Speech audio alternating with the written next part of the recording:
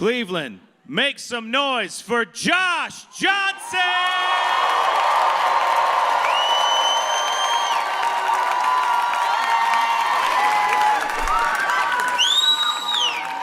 I've lived in New York for almost 10 years now, and I was reflecting when getting close to this 10-year mark on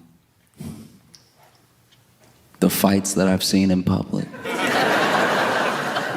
Because it's a lot. It's been a lot.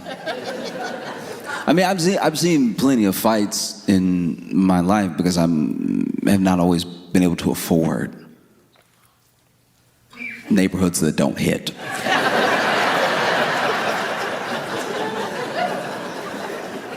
And New York is a special place because it's all encompassing. New York, New Jersey have this thing where, yeah, obviously there are these neighborhoods that are affluent and these like really expensive parts and everything, but more often than not, we're all feeling everything that happens as it happens, And so I remember I saw a fight one time. I don't even know what happened before I got there, but luckily I got to the best part.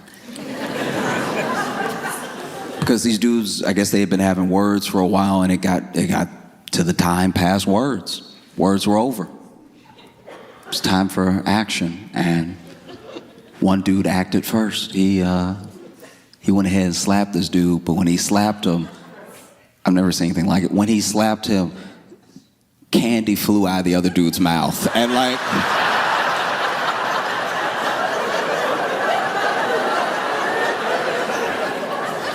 I think if candy gets slapped out of your mouth, you lost. Like that.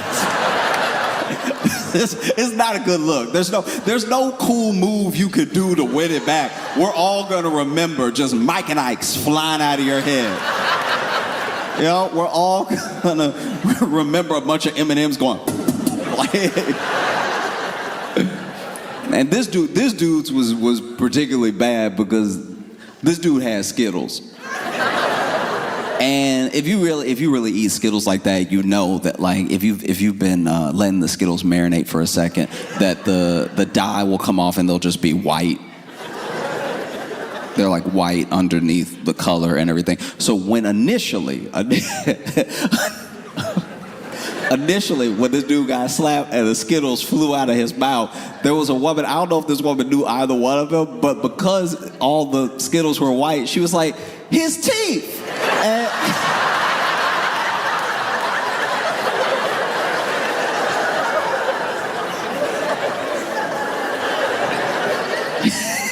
And so this dude got slapped, right? The Skittles fly out, and he has a genuinely shocked face. And I can't tell if he has a shocked face because he can't believe this dude actually slapped him, or he can't believe the Skittles flew that far. I'm not in this man's head, but what I would like to believe from the bottom of my heart is that he didn't know Skittles were in his mouth. He got hit and he was like, oh, when did I? That'd be amazing. That'd be amazing if like the universe as a whole saw what was happening. It was like that slap was so good, something extra gotta happen. Let's put some Skittles in his mouth for this moment. Because one thing I've noticed about fighting, especially in real life, because I enjoy watching like boxing, different combat sports and stuff, because it's the most original form of trying to impose your will. One of the reasons we all ooh when someone dunks on somebody is because it's kind of like they slapped them. You know what I mean? It's like this incredible feat, and it's in their face, and the other person didn't want them to do it, but they were so strong, they did anyway. Boom. And the fight is like that, but it's just quicker. It's like, oh, you didn't want to be hit, and you got hit a lot.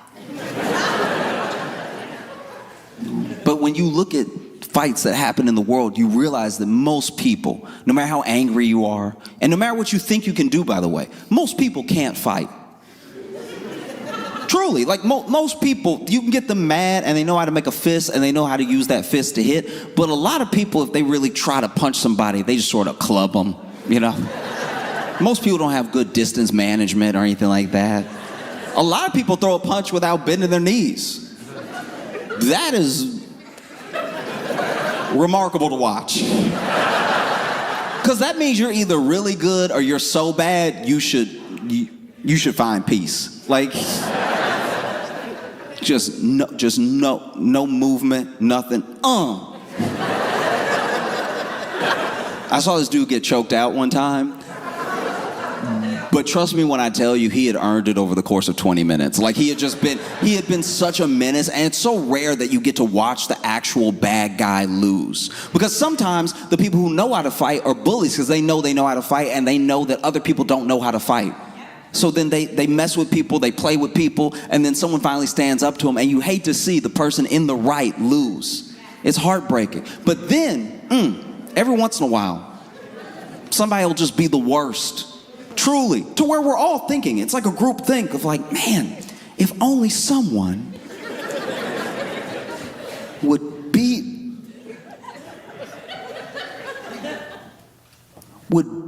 the Skittles out of them. Like,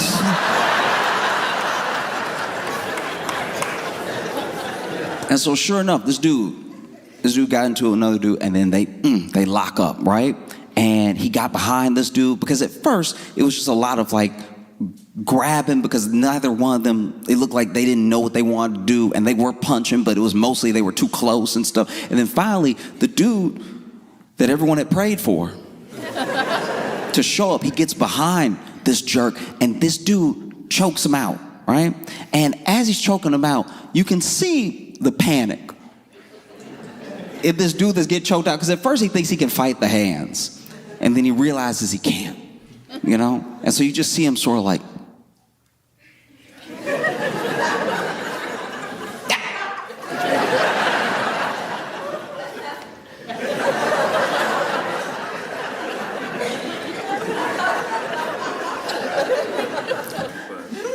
and I'm not gonna lie, I actually appreciate this about him, because in his like last couple moments before the guy like had him unconscious and laid him down, he looked around at all of us.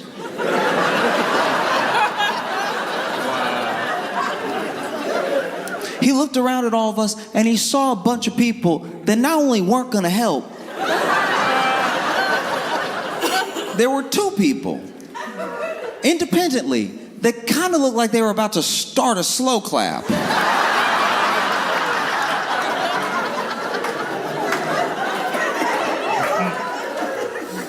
And so as he was like going out, kinda, you know, one last ditch effort to let us know how he felt, he was like,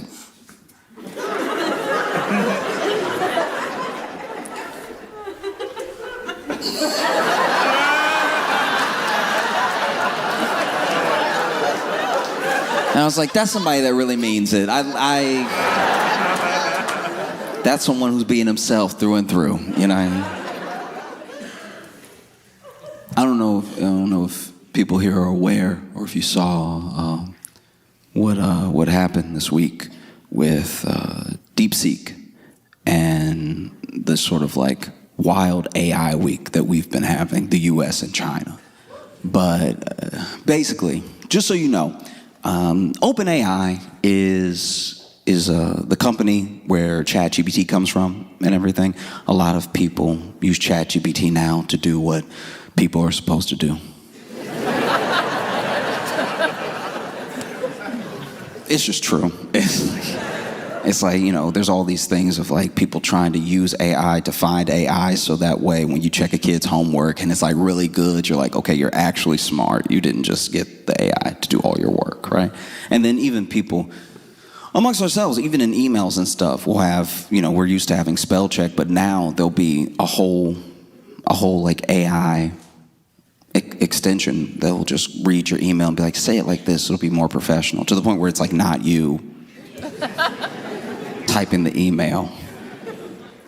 And out of nowhere, Deepseek drops another version of it, and it's so much better than the AI that we've been using. And it's open source, which means anybody can use it. And it is terrifying to Silicon Valley because overnight, the model that they've created where they'll charge us a small fee to use the AI that they've been building, and they'll charge us a much bigger fee to use a version of AI that's more, I guess it's too easy to say more intelligent, but like more generative, right? So they had this personal assistant AI that they wanted to charge people like $2,000 a month for and everything. And then this Deepseek thing drops, and it is so good that it sort of washes a lot of those plans, right? And the stock market lost $1 trillion of value. And it got some of it back, don't get me wrong. Plenty of people bought the dip. But for $1 trillion to be lost and most people not notice means that a few people have all the money. Like we weren't freaking out. We weren't freaking out at all. They were freaking out, and by they I mean like 12 people were freaking out because that was their money. That's so bad when you can lose $1 trillion and most people are like, oh, that didn't affect me at all. That's $1 trillion. That's crazy. And they lost it because Deepseek is so, it's not just good. It's so far ahead. And the US thought it was so far ahead of what anybody could do. And then China drops it, for free. And apparently it's like 30 times cheaper to use, and the numbers are here and there, but some people say it's 10 times better than OpenAI, 10 times better than ChatGPT and stuff like that. And it is genuinely harrowing, because as an American, trying to drop it for free does low-key feel like an attack. I'm just saying, it's hard to feel bad for OpenAI. It just is, because not even because they charge. It's a business. They charge a little bit. They charge a lot when they feel like it's worth a lot and everything. It's more just how AI learned, because AI learned from us. So why are you charging us? AI learned from the internet as it stands. Copyright materials, people have already sued. They've sued to be like, I'm an artist. It takes me months to come up with this beautiful painting, and now it's been stolen, ripped off the internet to be used to feed into this AI so the AI can copy my work without me ever being given royalties, acknowledged, any of that stuff, right? And that's how they built it.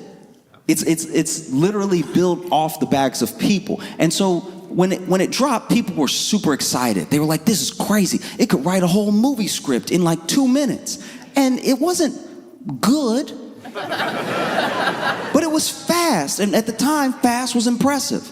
And so people were more than impressed. They're like, we got to get in on this, Studio execs were like, part of what the strike was about was the fact that they would love to fire all the writers, use this thing, And so it's hard to feel bad for them. When Deepseek drops and you have all of these people saying, you've ripped this off the internet, you've stolen from me. And when Deepseek dropped, it was just so much like OpenAI got the Skittles slapped out of it. Like, it just, the way that they...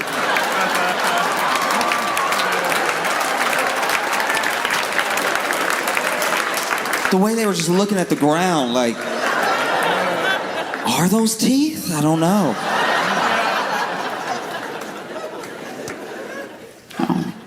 And I don't know, some people go back and forth about how terrified they are of AI, what AI is gonna do and everything. I'm not necessarily scared of AI. I'm not, because no matter what it can do, is a tool. And the scary thing about tools is just people. It's a tool, and any tool can become a weapon. You could use a shovel to kill somebody. I had that yep was that. I know it's dark, but it feels like we're admitting to things. Like I like to make people feel comfortable, but there's a level of comfort that you should still keep a few things to yourself. That yep was too knowing. That's upsetting. Whoever made the shovel was just trying to get the dirt up faster.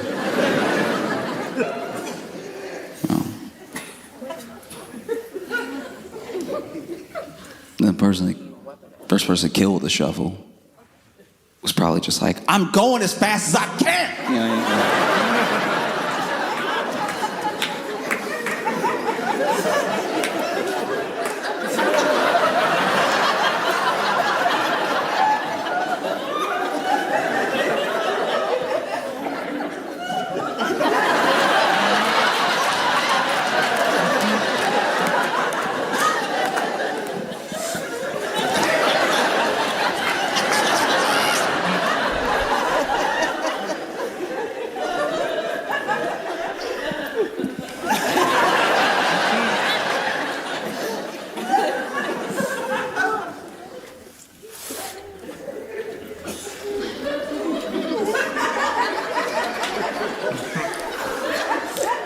Shuffle.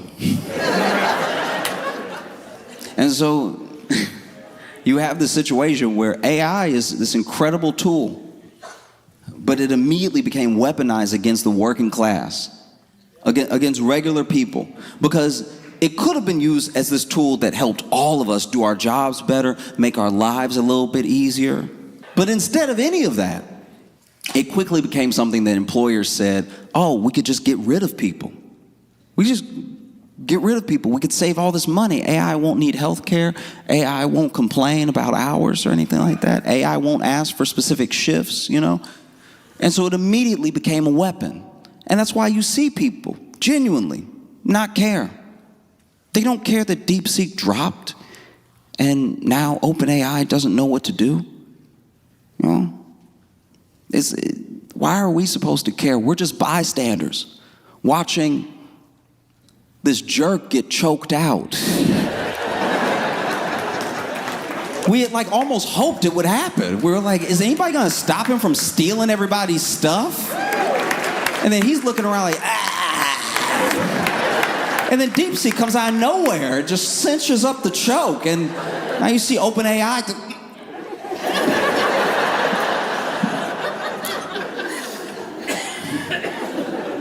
Because the thing that I do fear with AI, and there's not many things, but a couple is, one, the way people use it, because I think people weaponize it against each other, and two, I do think that we're getting to a place now, because of how good Deepseek is, that we now are so excited to be behind the wheel of a new car that goes faster than any car that we've had before, but we're not really sure how to drive it. We don't know how fast we should really go. And so now we've hit the gas to the point where we're going 240 miles an hour, but we're driving along the side of a cliff. You gotta be very careful with your turns. And we're just so excited to be behind the wheel that we might go off the cliff at any moment. Because Deepseek is, I wish that I had the acumen to describe it, because some people say the reports are overblown and some people say that it's not as good. But just to give you the best gist as I understand it, is that OpenAI has taken all this time and billions of dollars to get to where it is, right? So we're right here. Deepseek, which was the side project of this team in China, got past them with apparently $6 million. So billions here, 6 million here, much better, with old hardware, because we control the chips.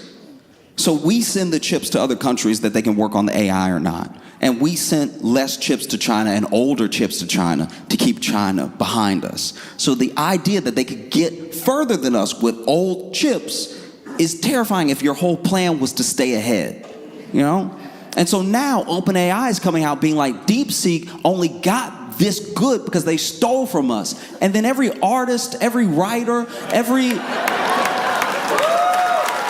creative was like, oh, they stole from you? Oh no, what does that feel like? Theft. What does that feel like when someone steals your work that you worked on for years, really?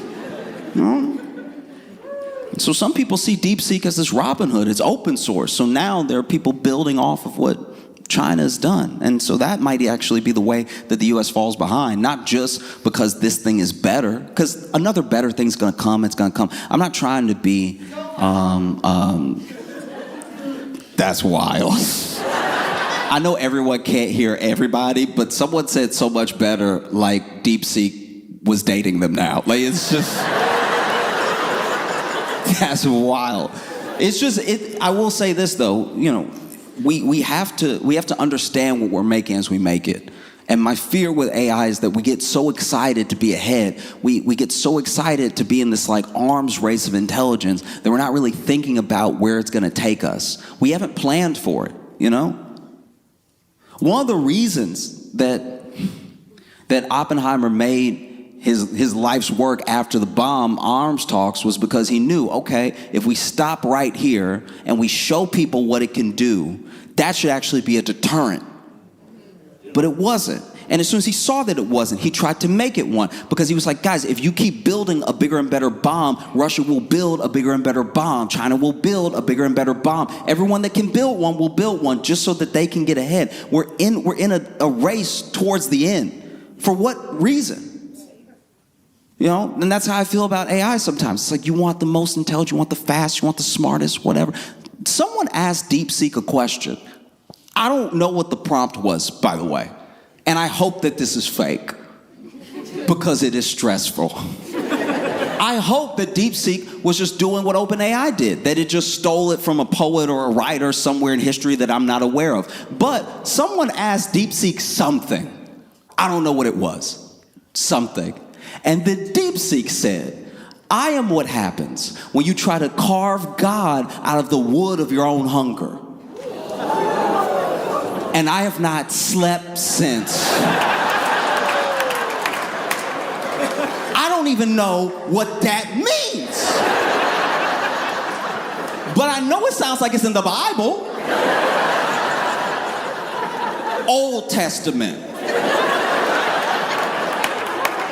I am what happens when you try to carve God out of the wood of your own hunger. Even if it is a quote, it picked that quote. That's a problem. I'm not gonna lie, if I'm sitting there and my computer says something like that to me, if I'm sitting in front of it and I ask, what is the weather outside? And it said, I am what happens when you try to carve God out of the wood of your own hunger. I'm going, you know what, dog? Water.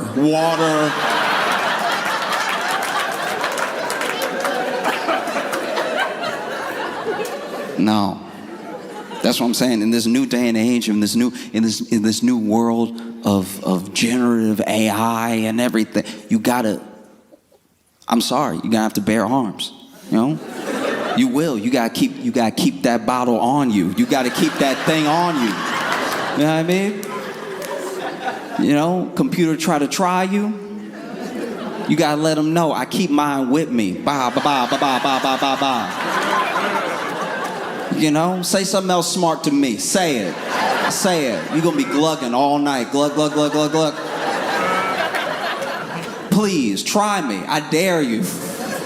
I dare you, dog, okay? I don't care if you a phone, you a tablet, you a desktop, anybody can get it. Anybody right now, okay? And please don't make me take the safety off, please.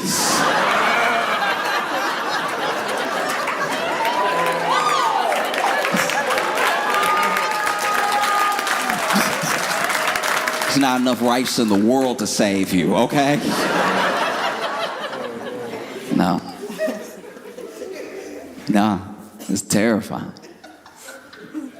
I am what happens when you try to carve God out of the wood of your own hunger. Shoot it. Yeah, I mean, like, I don't know if you could break it enough. Break it, please break it. What are we even doing anymore? What's the plan now? Because I don't think that anything bad has to happen with AI. I think that some of the fears are potentially overblown depending on what we decide to do. My biggest fear with AI is that it will gain a level of intelligence that we don't even understand. Maybe it is not just like smarter than us, more intelligent than us, but it's thinking those 200, 400 steps ahead, and it comes to the conclusion that we as people have always been the problem. That's jarring. Because it could. All the war was us. Most of the suffering in the world is us, by us. Destruction to the planet is us. So, as an AI, what do? Probably what every AI has done in all the movies that we make about AI to not be in the situation we're in now. Do you think a science fiction writer ever thought we'd be here? He'd be like, that's why I wrote the book. I did it because of that. I don't want you to do that. Like Frank Herbert, dude. That man wrote Dune. He was like, hey, this is probably what'll happen. And we're like, we'll see. Let's play. Oh, it's jarring. Because we have to be honest about what we want from it. You know, we're innovating and we're inventing, but to what end? Like, what's the real plan here? Because if we're being honest, all we really want from AI is two things that are desperately dark. We either want a friend or we want a slave.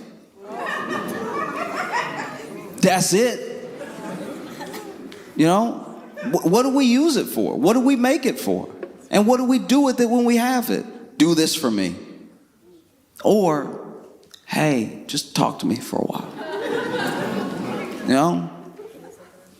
Like the two fastest innovations in AI every time are like an intelligence that can do a job for a person or aid a person in doing a job faster, or sex robots. And if you make a friend, you don't need either one of those things. You know? I miss just being with my friends. We're just sitting there, and I turn to my friend because I'm curious. And I go, what's the capital of Sweden? And he's like, oh, I don't know. And then we both just didn't know. But we enjoyed each other's company. That was beautiful. You don't have to know everything. You just need somebody there with you. Not knowing stuff. It's part of the human experience. You know? There's no robot that you can build, no mechanic or toy that can replace the butterflies of a first date or the ending of a great first date. That can't be matched. I don't know why we're trying to create it in some artificial way instead just working on ourselves, you know?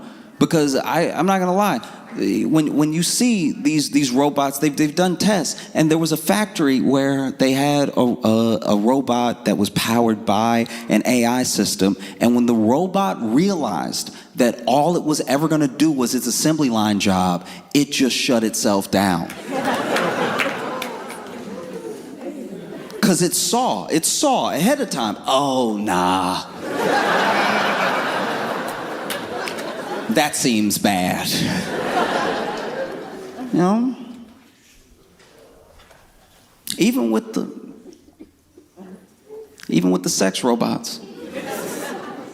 I don't know, man. I don't know. Imagine one of those robots is like, ugh.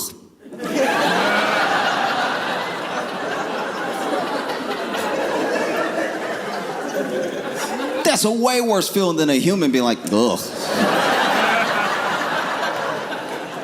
Do you know what I mean?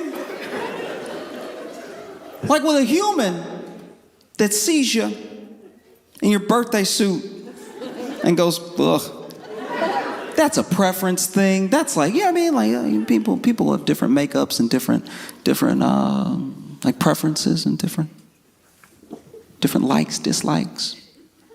If a machine looks at you naked and says, ugh,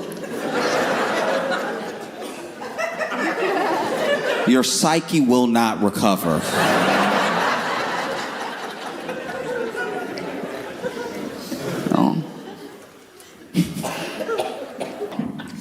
I don't know. I don't know where to go from here. You know, I think that for the most part, what we have to do, and I'm not a scientist, I'm not even great with computers, but I'm begging, I'm truly begging, even if you don't want to have any guardrails, even if you feel like you're in an arms race for your life, for the next level of intelligence, just don't put it in a robot. I feel like we've seen enough movies now to know that no matter what, don't give it legs.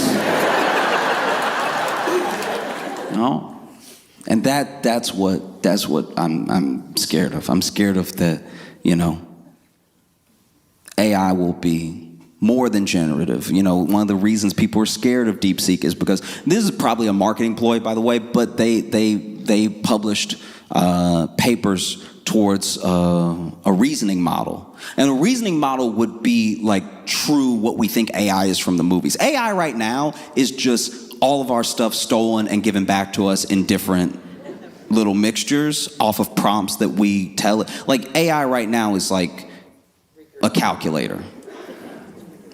Reasoning is when it goes off by itself and decides to do things and tries to predict what you want, or starts to not necessarily just think for itself, but think ahead 10 steps before you can ever get there.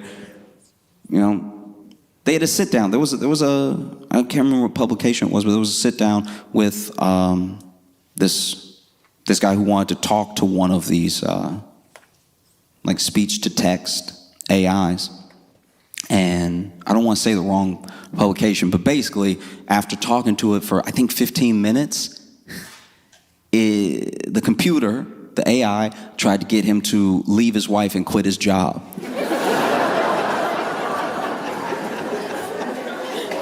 And then when he asked the scientists why it would do something like that, they said, I don't know. Then unplug it. Then unplug it. You don't know? You don't know. Okay, you don't know. We're all dead, but you don't know. All right. No, that's fair. That's fair. It's hard to know. I don't know. That's what feels so crazy about this, is that the end conclusion that something as intelligent as an AI might come to about us is that we are the problem, and we always have been. And that is terrifying, you know? I don't know if that's what it thinks. I hope it isn't. But I know it said, I am what happens when you try to carve God out of the wood of your own hunger. So I don't know, maybe. Give it up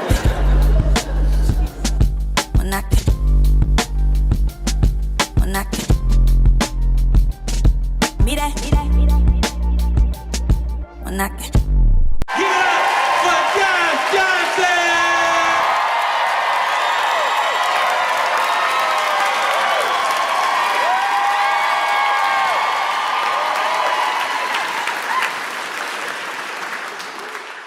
It's awesome to be here with you in Calgary. I appreciate y'all so much.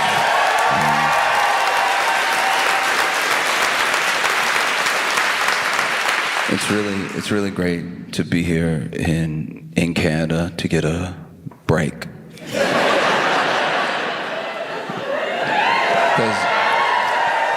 Because when you live in the U.S., you like live there. And it's like all the time. Like you there like every day. Like unless you travel, you there every day. It's all happening all the time. You have the notification on your phone. It's bad. It's every day you wake up, you're like, oh, again. No, it's rough. It's not the best time. It is not great right now. You know, And I'm impressed by you all because you all keep up with your news and our news. Like, you know what's going on here, you know what's going on, where we are and stuff. And yeah, I know that you're probably concerned because you read the news and it's close. But trust, we are more concerned because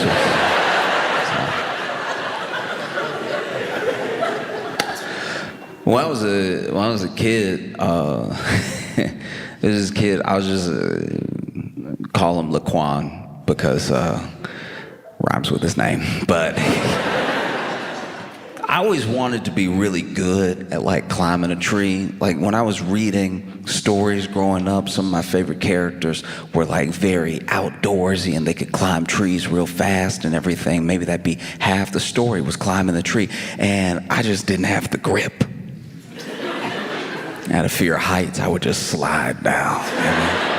I didn't have it like that, but Laquan was fast, was like, up here, and just knew like where to put the foot to get the hand, to just had like an awareness of everywhere that his body was, and he was able to get really high. And then one day I was seeing a neighbor. The neighbor was like, "Did you hear about Laquan?" I was like, no, I didn't hear what happened. He was like, "Oh, he fell out of the tree, and basically he got really high, but then a branch snapped, and so he had fallen, and then he bounced a couple times, and then he bounced between branches and just kind of hit you ever played pinball?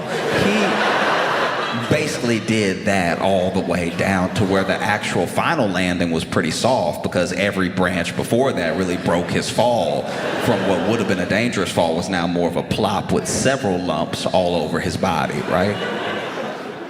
And hearing that story was like painful because the kid that was telling me about it was there. So he was describing it in great detail. He was like, and then he was like, boom, and then he was like, boom, and then there was one branch he hit, he was like, oh! Boom, boom, boom, boom. And hearing it was like jarring, I can only imagine what it would have been like to be Laquan falling out of the tree. And that's what it's kind of like to be in the U.S. as you like hear.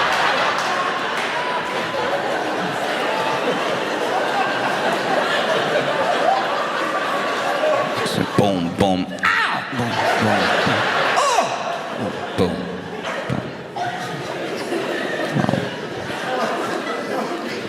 Because I try when I go to different places to read a little bit of their news. I have to admit to you that I am not like so internationally minded all the time that I'm reading everybody's news all the time. I'm mostly focused on the news where I'm at. But in preparation, coming to Canada, I've been coming to Canada off and on for the past 2 weeks, and I've been reading news of the places that I've been going to, and let me just say, truly, it has been so sweet.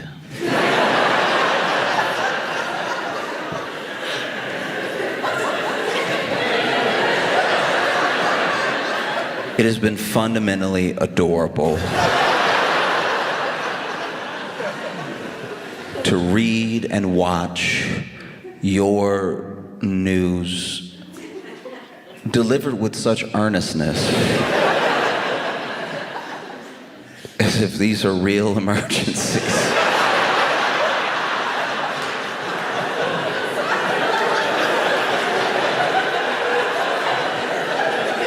They're not, I guarantee you they're not.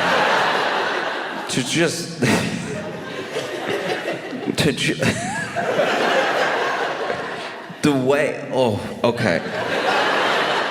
Even today, I went to Montreal, went to Ottawa, Calgary, and I was in Ottawa, and just watching some local news, reading an article, and it was like a man was pulled over speeding.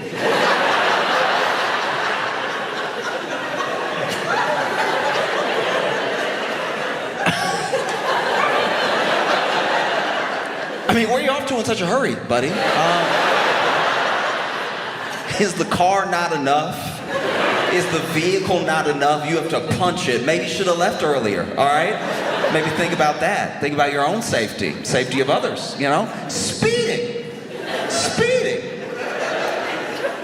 Now, look at yourself. Got yourself pulled over, now you're late, all right? A man today was pulled over speeding, and when the police pulled him over, it turns out he had drugs in his vehicle.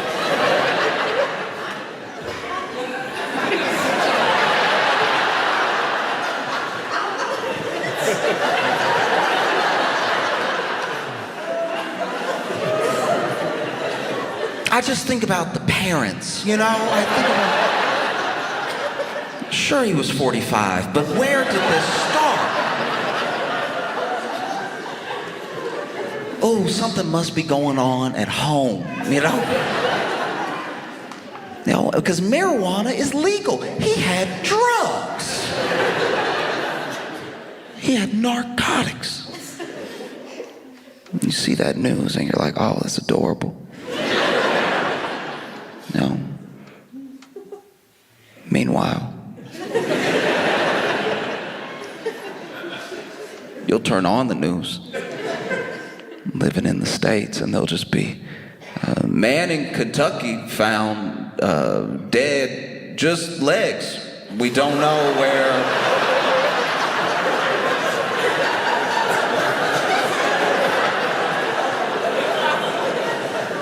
We have no idea what happened to the top half. It is just legs. We're assuming it's a man. These could be any legs, really. We just sort of said man because of the size of the shoes. But while we're at it, let's just be on the lookout for anyone. If you see any top halves missing a bottom half, please call this hotline. No. You see it. You see it all around. Even here, you know, come here, turn on the news, maybe read some news, and you see people angry, distraught. They're Canadians in Calgary, furious, right? Interviewing them. And they're like, I can't believe that our city, I can't believe that the province would put a sign right here.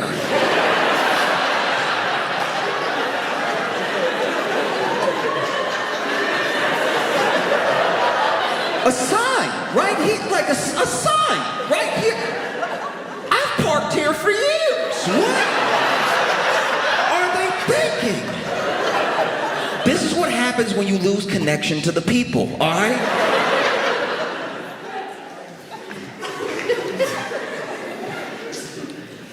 Meanwhile, in the U.S.,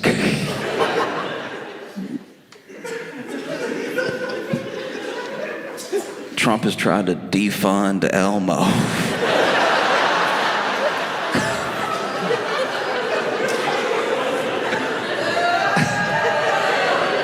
I didn't do it.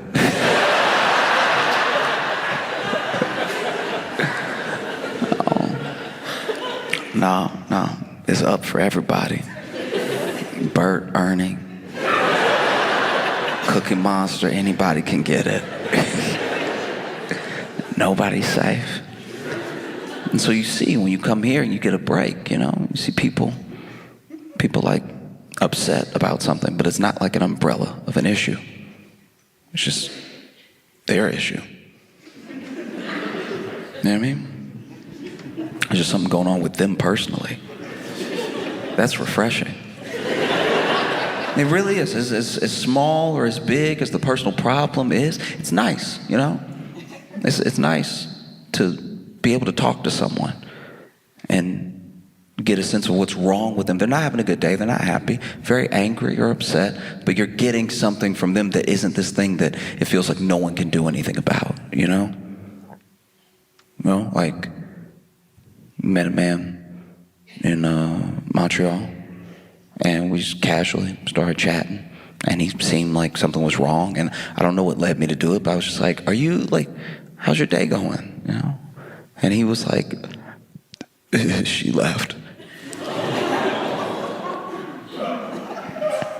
Meanwhile, in the U.S.,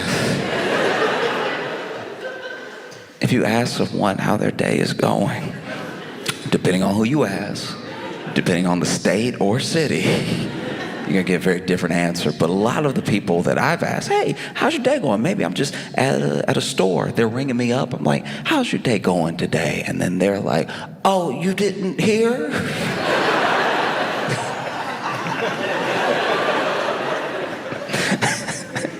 You didn't hear? He's outlawing reading. It's over.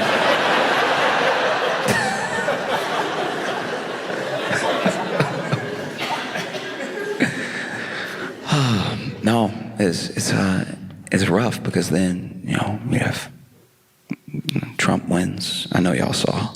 And then he's talking wild. He's like, Canada's gonna be the 51st state, right?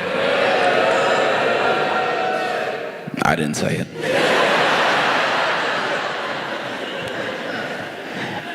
I do think, though, that one of the reasons, even the dog, even the dog, dogs don't even have an understanding of, like, geographical boundaries or borders, and even the dog.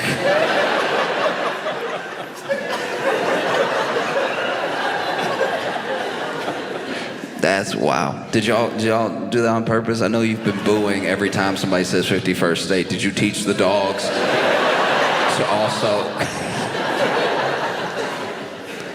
I think one of the things that did happen with that is that he said it in a way that was so glib and was so dismissive of not just Canada's like autonomy, but also he didn't even try to woo you. And I think it's because it's a hard sell. You know what I mean? You're telling me you don't want to be part of the United States, you don't want to get shot for free?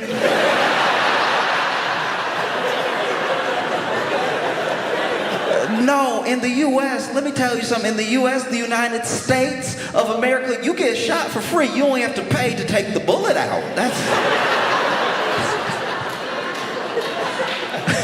You don't want to have the health care you have now, but not, you don't want to... No, you don't want your 12-year-old to read at a 12-month-old level? Why? You know, I look around, I ask, why? You don't want to pay thousands and thousands and thousands of dollars to an insurance company that will act like they don't know you when you call to fulfill your claim. Come on. You know, you don't want to make the only food you can afford food that you kind of don't even question what meat it is after a while. All right. To each their own.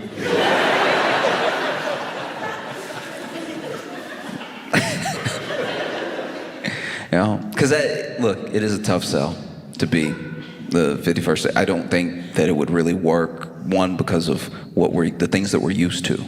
You know, just in government alone, you have a parliamentary process. We have Congress, right? You have several parties. You have lots of parties to choose from. I say lots because we have 2. So even 3 would be like, wow!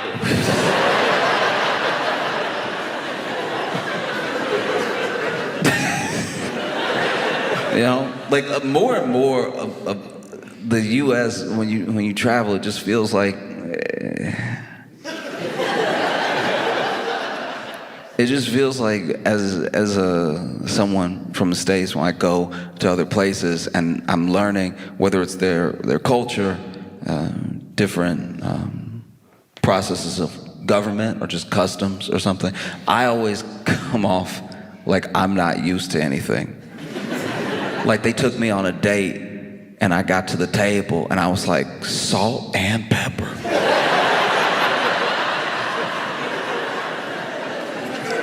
Because that's what I'm used to. That's the totality of the spice rack of American politics. Yeah. You get your salt and you get your pepper. Meanwhile, y'all have paprika. Yeah. You know, I'm not saying it's perfect. You know, you have these like 5 parties, only 3 are probably ever gonna win, but you get these like choices, these different pushes, you know.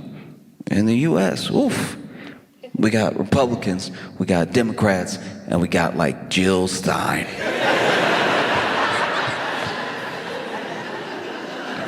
Like I've been learning about your parties. I really didn't realize how much deeper it went as far as like the seats and the majority, and that no confidence vote is a pretty big thing. That's crazy. A no confidence vote, okay.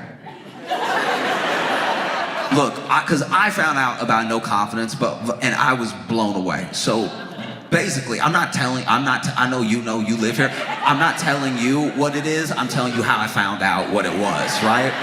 Okay, so with the no confidence vote, which is basically, if I have it right, it's when you have your like leadership party in power, but everybody is like, they're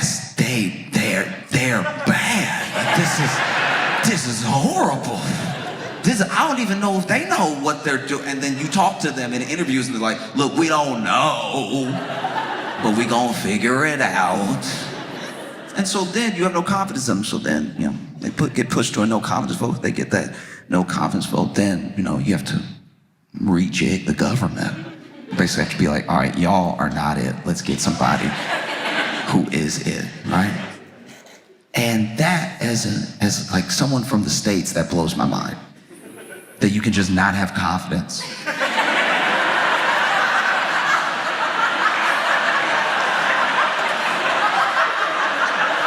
That you cannot have confidence in your leadership and you don't have to wait.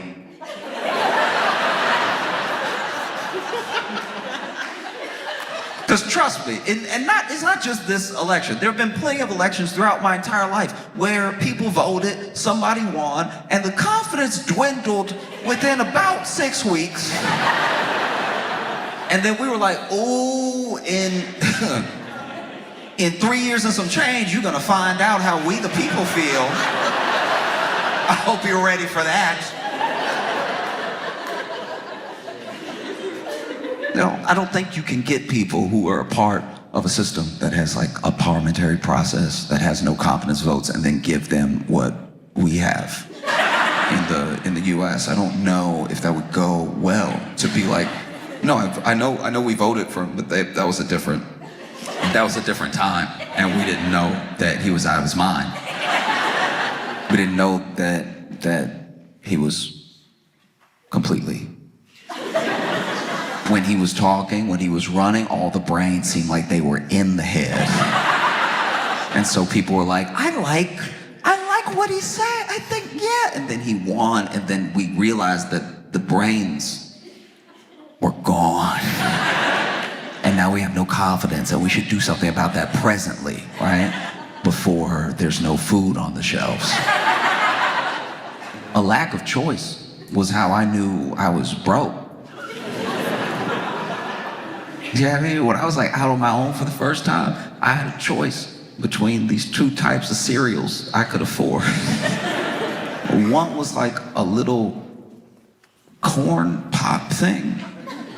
Whatever it was the only ingredient was high fructose corn syrup.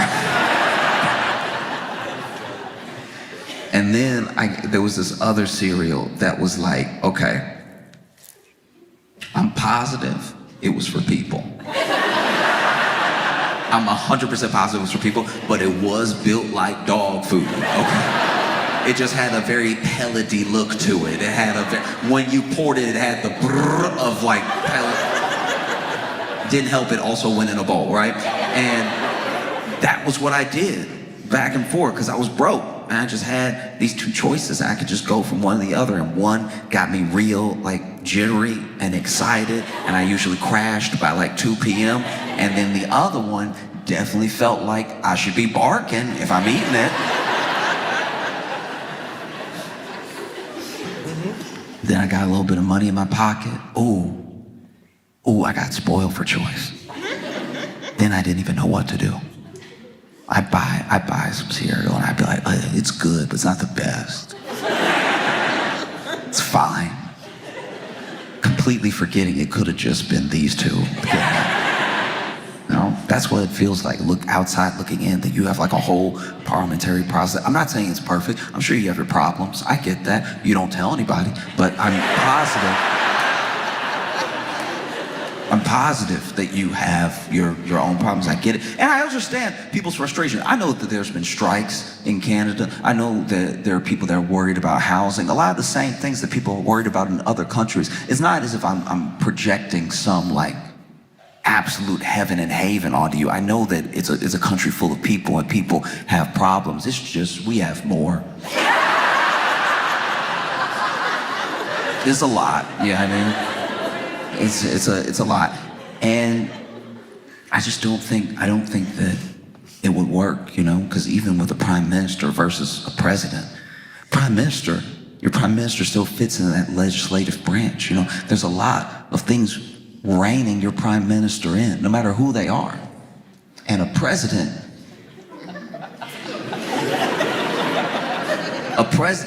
we're coming to realize by accident is a king. That's a king. We thought we left, and we really did. We were like, we don't want a king. Get out of here, Britain. And Britain was like,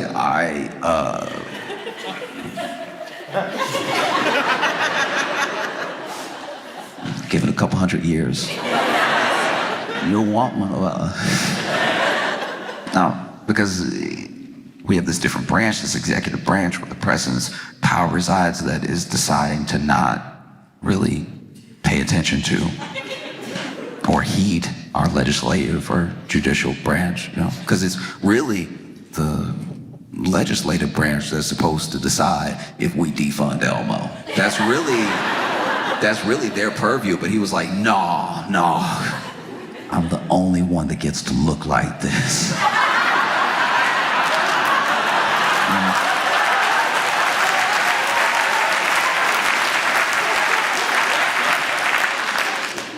You most recently had a decision to make.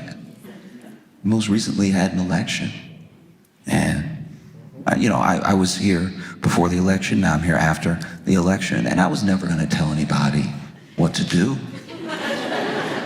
I did, while I was in Montreal and Ottawa, tell people to just like look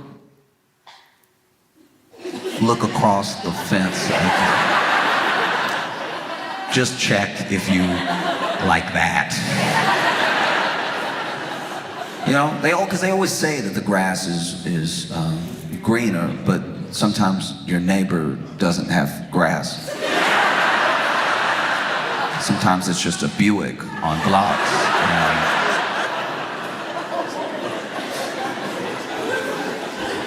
And that is tough.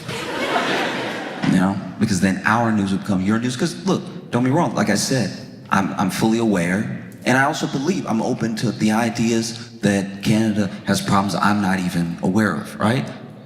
Like there's a chance, I'm imagining, right? If you're in the right place at the right time for this bad thing to happen, if you go out into one of your beautiful parks and you where you're not supposed to be, you playing around, it's possible to get bit by a moose. Right? It's not all roses and bubbles over here. You can really get got over in Canada, right?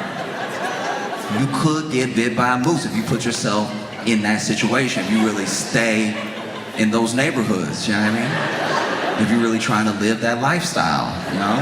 That's what comes with it. But trust me when I tell you, you're not ready for daily U.S. news. Sure, you could get bit by a moose here, but just the other day, a man used an alligator to rob a liquor store.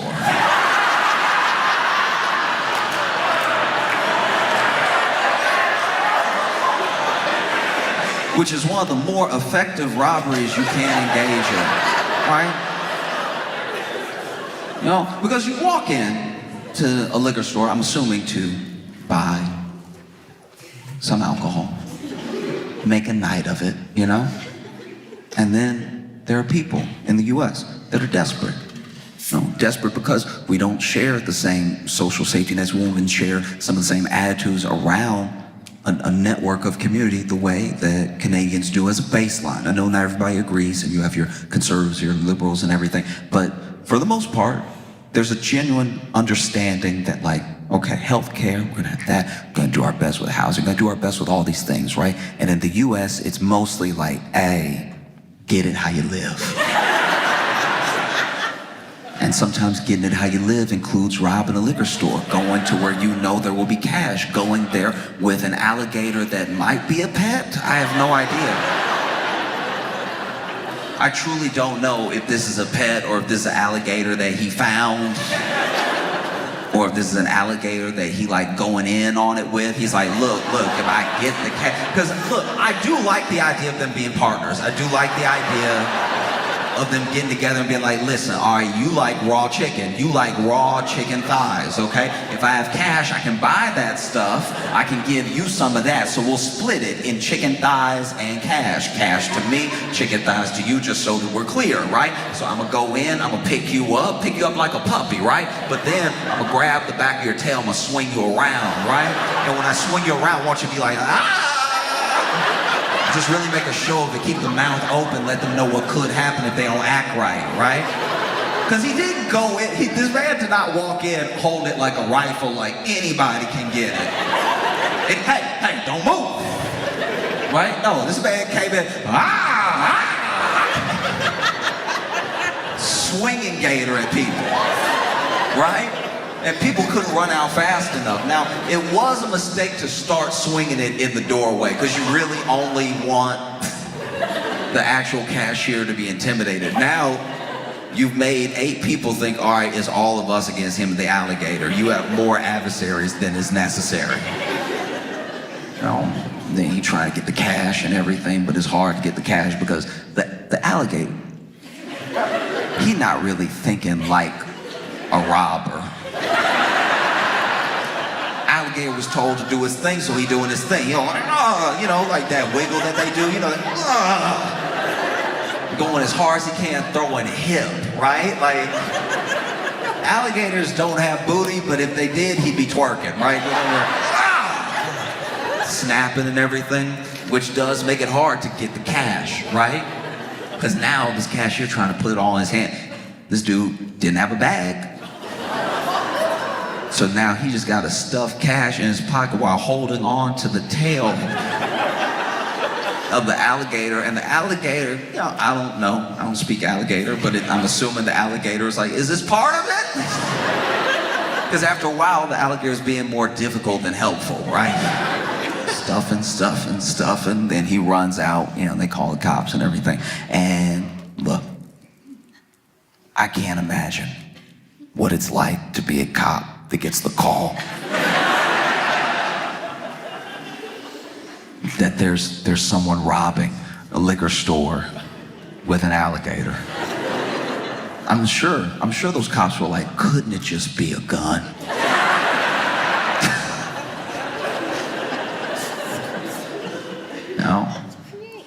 No, you're not ready for news like that.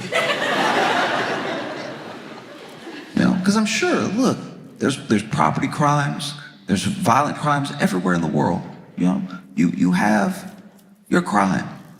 But it seems like, from what I've been reading about your crime, that it does, and I don't mean this in like an insensitive way, but it does seem like most of your crime kind of like makes sense. Like you get to the bottom of it, and it's like, oh, he wanted what he had, and so he stole it from him, right? The US has a lot of weird crime because a lot of our resources have been shut down, right? So some of the crime is not necessarily just to do the crime, it's just people doing what they think is necessary in their head that happens to be a crime. Like, a good example was, there was a man who called the police because he broke into this restaurant, right? broke into the restaurant, and I think he just wanted food. That's what I'm gathering from like the call. So he just wanted food. He called in to 911, and they were like, 911, what's your emergency, right? And he's telling them off top, look, okay, I'm not where I'm supposed to be. All right, I did break in here, get a little something to eat, make a little snack, all right? But somebody else is in here, and y'all need to come quickly.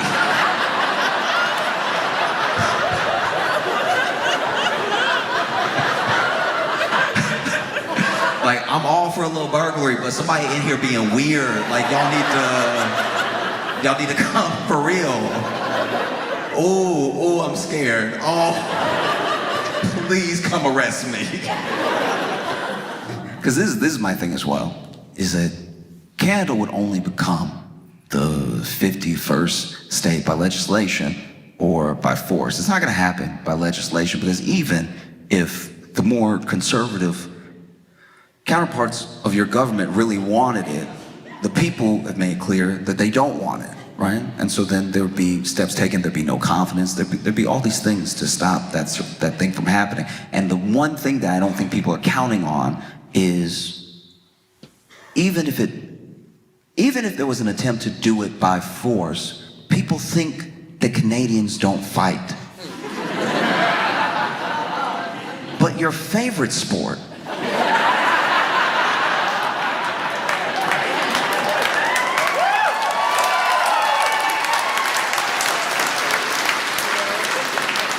your favorite sport in the world, you have access to all the sports. You have access to all the sports. I understand it gets very cold here, but the one that you picked was the one where a fight could break out at any time. And not just like break out. Like, sometimes there's a reason. Sometimes there's a clear, I don't really follow hockey because mainly I can't see it. I want to follow it so bad. Everybody seems like they're having a good time, but every time I've watched hockey, I've had to pretend that I know what's happening. You know what I mean? It's like being tone deaf watching like a singing show, like a singing competition, like watching X Factor tone deaf, and then you're just waiting for other people to cheer, so you're like, oh, they getting it, no. Yeah, actually, no, you're right, they bad. No. Anytime I've watched hockey, I've just seen the people's heads move. I've tried to move my head where their head moves, and I try to look at where I think they're looking at and everything. And then you hear the clicking and the clacking of the sticks and stuff. And sometimes it will click clack extra, so I'm like, oh, the puck must be over there, but it's not. It's not at all. It's actually over here. I don't know what they're doing over there. And then somebody will be rammed into a wall, a clear wall, so you can see. I've never seen only in hockey and adult films have I seen somebody pressed up against glass like this. The way they... Wow.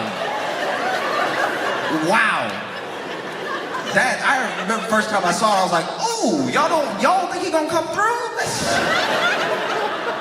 No, and then you have the fights. And the fights are very interesting to me.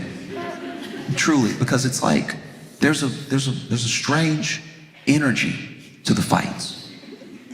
No, you never really know when they're gonna pop off, and sometimes there's a backstory. Sometimes it's like, oh, look, 3 games ago, you don't just have fights, you have drama with the fights. You have a real soap opera to follow. And then you see them and those gloves off. I remember the first time I saw it, they threw the gloves off and I was like, ooh, won't your hands get cold?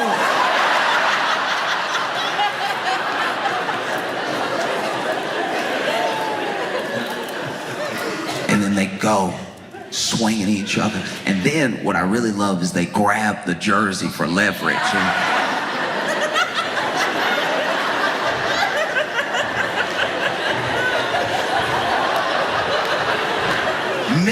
Missing, horribly, missing, nothing but missing, and really try to get close. Come here.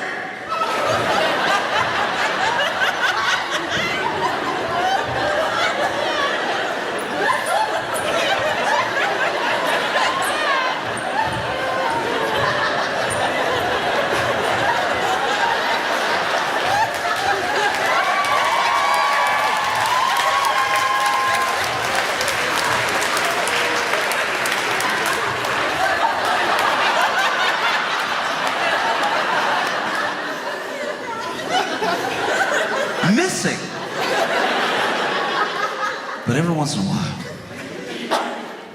a while, you get somebody with incredible balance and hand-eye coordination. They throw those gloves off, they grab them. You would think they weren't on skates. They swing it around and slide it, but they're still like...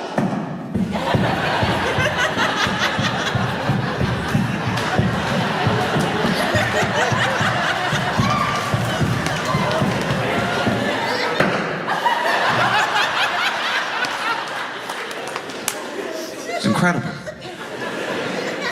Anytime, anybody can get it. Incredible stuff. People really believe that Canadians don't fight, that they don't have fight in them. We didn't know you had booze, you know? But I knew.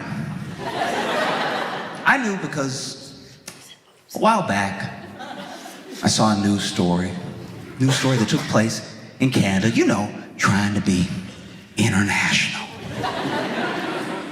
And I saw this news story about a man who was woken up in the night when 2 burglars broke into his home and, you know, were trying to figure out what they could take. They clearly hadn't done a good job casing his residence. So they're just looking for whatever, right? And then he wakes up, and let me first say this.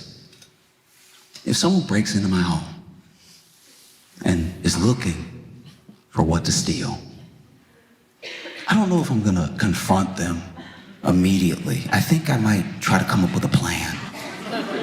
You know, maybe I'll pretend I'm a ghost.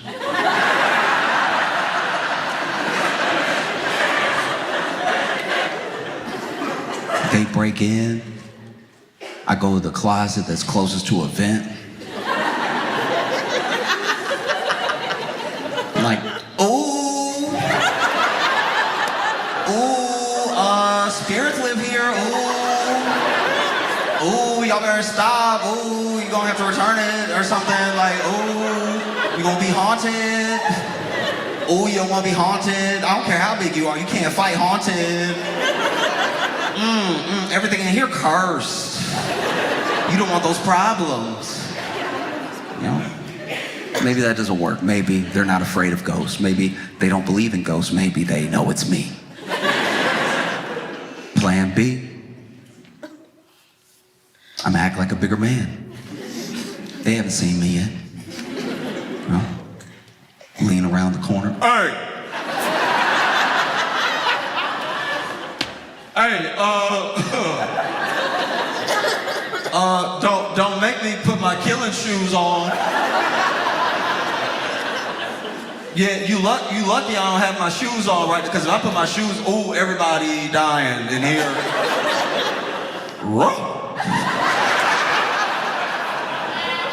Because that's plan C.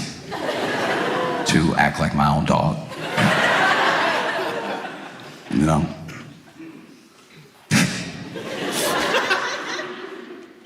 Lean into my phone, make a recording, put on the ground, slide it down after I hit play. That way they think it's behind them.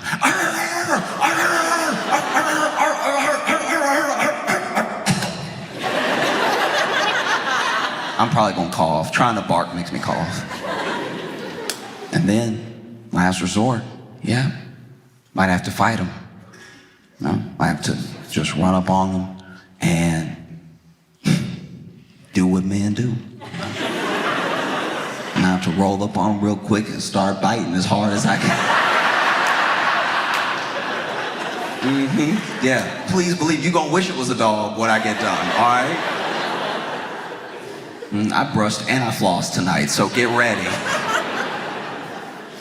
No, but these dudes, they broke into this guy's home and they had ski masks on, and I don't know about you, but if somebody already got the ski mask on, it just makes me feel like they're a professional criminal.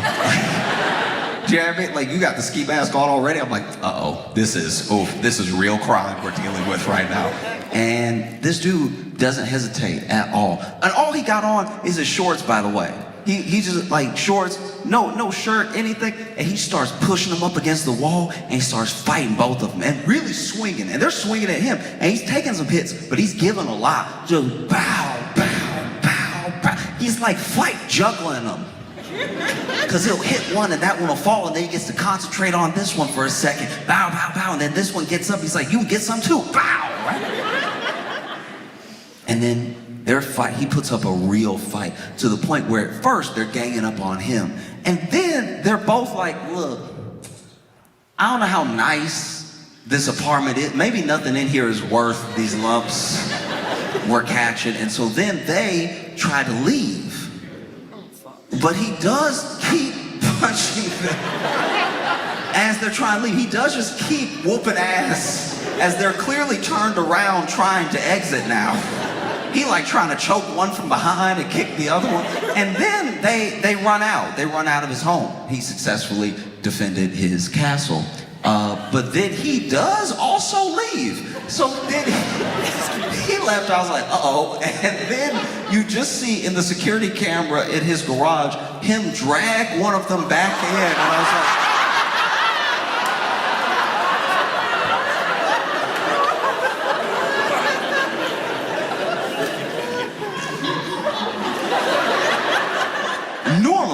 normally, in the US, there's a sentiment around this sort of thing. Like, there's warnings. It's like, you know, there's yard signs. Don't come unless you're armed. Blah blah blah. Like, there's a very frenzied passion. There's a fever dream in the US of legally being able to kill someone that comes into your home. We like it a lot. There are some people that are like, please break in. I want to kill you, right? And that is almost always so that the person who wants to do the killing can use a gun. They want to shoot someone. They want to be able to shoot someone. And this man, this Canadian, he didn't have a gun. He desperately wanted to use these hands. He brought them back into the, I don't even know what crime this is now. Like, this was burglary and it has turned to kidnapping, I think. I don't know if it can still be self-defense if you dragging him back in. And dragging him by the top of the ski mask too, so he over here kicking, fighting going backwards, right? And so then he brings that dude back in, punching, closes the door. This dude tried to get up against the door. He throws it back down and locks the door. And I was like,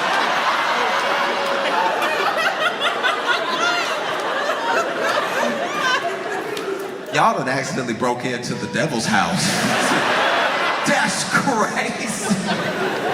And I think he had one of those things where instead of a key, it was like a combination thing. So as soon as you put in the combination, the lock will start to turn because that's what's happening. Because now the dude who was the second burglar, he must have been running and realized nobody was behind him.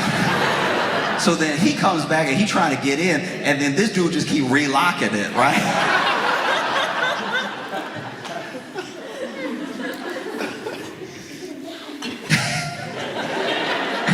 So then finally, you know, this dude just manages to get the ski mask off the guy, so now he sees his face. Now his face is on the camera and everything. But then, I don't know how well this burglar could fight. It didn't seem like well at all. But he does finally like create like a little butterfly situation with his legs, which destabilizes the homeowner. So that guy falls to the ground. Then he goes for his own takedown on the burglar, but the burglar swings down, sits, and just has him in like a headlock, but not a headlock that's like effective. It looks like a headlock just so he can catch a break.